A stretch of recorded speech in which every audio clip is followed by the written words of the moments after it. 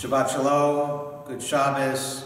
I'm standing here, as you can see, in front of our Ark, which contains our Torahs, and we are reminded that the values of the Torah are enduring, have sustained us and nurtured us and led us through all the centuries. So many of us feel we've faced a very trying week, this past week, a very challenging week. But the Torah always gives us a kind of direction.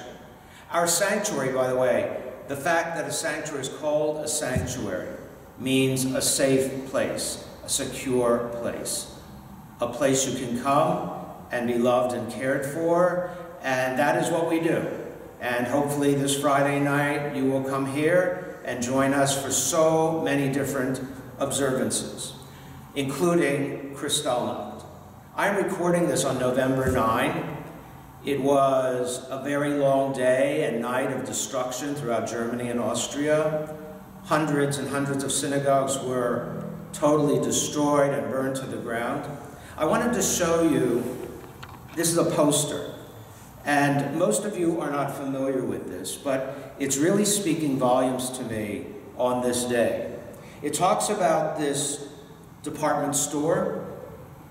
And in 1928, it was celebrating a 60-year anniversary. And who would know that 11 years from this date, there would be Kristallnacht, that the windows of this beautiful store would be smashed, swastikas would be put around the building, people were told, don't enter this Jewish-owned store. The reason I'm telling you this story, this was my family's store in Cologne, Germany. And that's when my family decided they had to get out. The writing was on the wall. And they did. And what they brought with them was practically nothing except for 10 German marks, and they brought their name, my name. We all have a name. We have many different names. We also have a Hebrew name or a Yiddish name, the name we were given, the name we adopted. And I have found over the years that we end up fulfilling our Hebrew name. We have another name, Jewish, to be Jewish, and be proud of who we are and what we are and true to our core values. And we have another name, Israel, Yisrael. That's our name too. It's not just the country, it's our spirit. And it means to wrestle, often with powers greater than ourselves, and to prevail. And I know that no matter what, as with these darkest of days in 1939, the beginning of the end, that we survived. We went on. We built from the destruction. This Friday night, we have a remarkable speaker, Mr. Ernest Kaufman. He will tell a story about a Torah. Actually, it's his wife's family. They actually come from a small town not far from where my family was from Cologne, Germany. In that small town, there was one historic synagogue.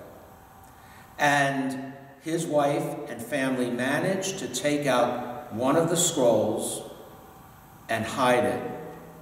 And just a day later, that synagogue was burned to the ground with 20 Torah scrolls inside. That synagogue was hundreds of years old. It was on the National Historic Registry.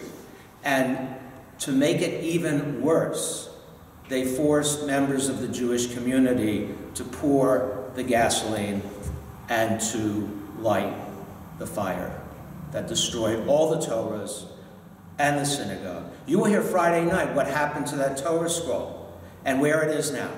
Fascinating. Also, looking to Holocaust literature as I do, I came across what Anne Frank wrote, and I want to read this to you.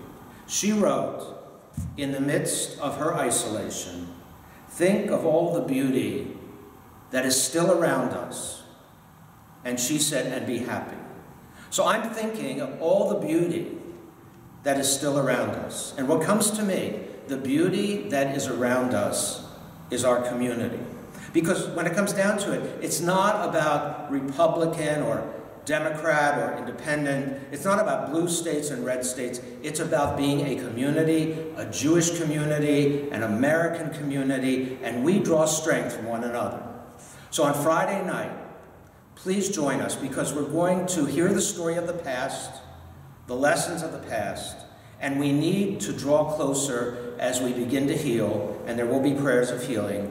Come, heal with us. Come, unite with us, and let us grow together. And usually we don't end the Devar Torah with Amen, but we say Amen, and I hope to see you Friday night, and hope to see you often.